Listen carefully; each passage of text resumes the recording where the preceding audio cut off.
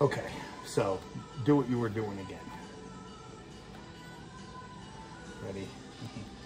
Go. Right, so that's how you're gonna climb up that hand. If you've got a guy and your knuckles are a little higher, if this guy is fighting up, if I'm taller and I'm fighting up, then it's gonna be who has the battle of the stronger knuckles up. Yep. If I know I'm gonna lose the battle of the strong knuckles up, I'll let my knuckles just be there. I'll fight to say, hey, I wanna see fingers and stuff, but it really doesn't matter, because then, ready, go, I'm just gonna drop and go up because you've got a shorter arm than me.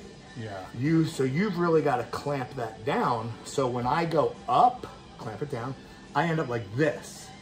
Where if I go up and I've got pressure on you, go, now we're like this. Now you're in trouble. Yeah. Right. So I need to get you upside down. You need to get my palm up. That's what your main goal is, which means wrist flexion is still the #1 criteria for a guy with a shorter arm going against a guy with a taller arm. Generally speaking. Which in the weight class I'm in is everybody. Pretty much. Right, because you're in the heavier weight class, you know? Yeah, they're now, all taller than me. I can do a couple of different things here because I'm taller. Being taller is generally a better thing. Ready, go. I can go up to get pressure on your fingers, or I can go like this, try to bring you out and get pressure on the bottom of your hand. Now that's another thing you can do too. Since I'm taller and you want to get the angle of my arm from here to here, then lat drag. Ready? Lat drag. And see how I just came down? Ready? Lat drag. Yeah. Even if I fight for height, lat drag. Ready? Yeah. Go. Right. You still open me up, then hit the wrist curl and go down there.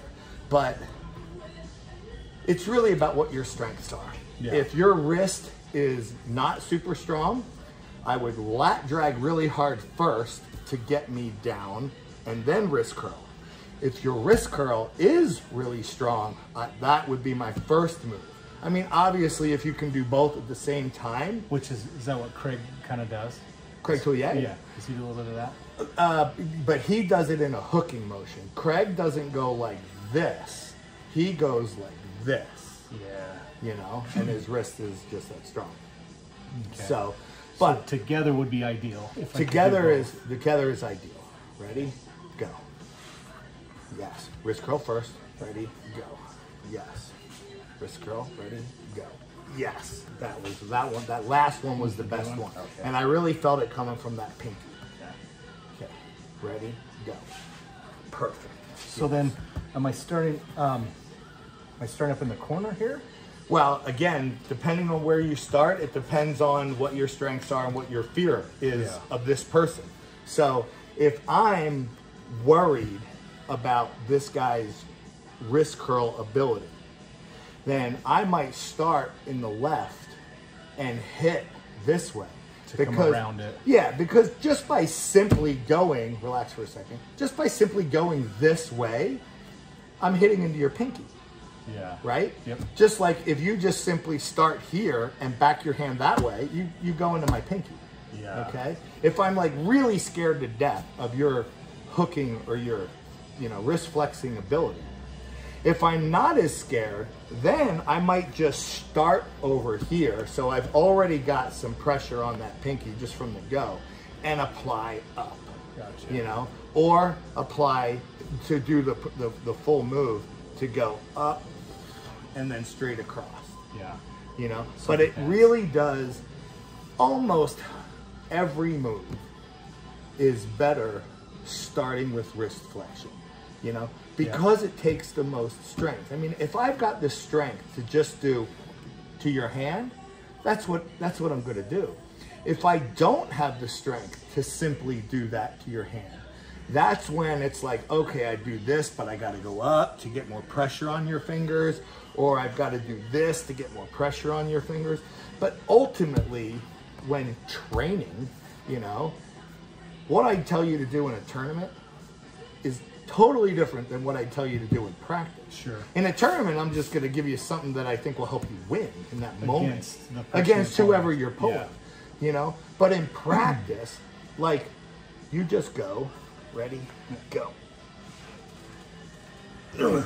And I wasn't even hitting you. Yeah. All I did was close my eyes and try to do that. That's all I did. Yeah. Now, I wasn't able to do it. We're tired. Well, I don't think I could do it against you anyway. But in a tournament, I might do this. Ready, go. Oh, yeah. You know? Yep.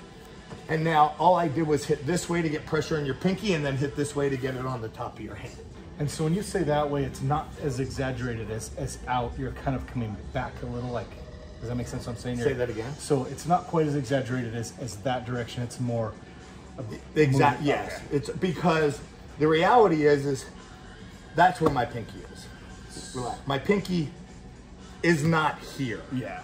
My pinky is there. So you're coming more back here. Exactly. Okay. Exactly. And so if you get into that pinky, is that when you're turning this down? Yes. Okay. So you're kind of doing it together. Yep. Okay.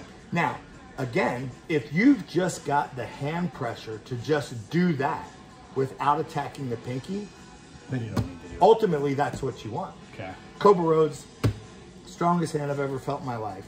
That dude could literally just Anybody. and he didn't have to hit against the pinky. He just had the hand from hell that could just literally go boom.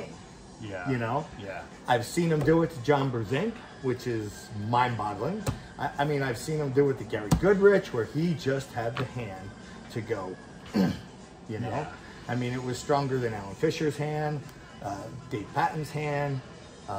Dave Patton made up for it with his ungodly back pressure, and Alan Fisher made up for it with just the sheer size of his hand.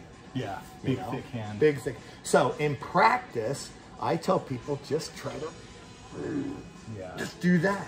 That's what I do against all the You're younger, saying you're smaller working guys. that as you go. I'm just working that. Yeah. You know, you notice in practice, you never see me pin anybody.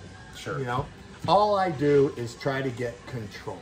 You know, if I'm practicing my move against you, I'm going to do this. Ready, go. But if I'm practicing to get strength, like that one I just did, that's practicing for technique. If I'm practicing for strength, I'm just closing my eyes, go. And I'm just trying to do that. Just trying to get it. That's it. Yeah. And that's the difference. You know, I always say, are you practicing for technique or are you practicing for strength? If you're practicing for technique, me and you could do this every day of the week. Right. At this level. Yeah, yeah. Right? But when we start to get going hard, no, then you need time to recoup. Yeah. You know? Yeah. So, anyway. All right, I'm going to stop this for a second because we don't want these videos to get too long.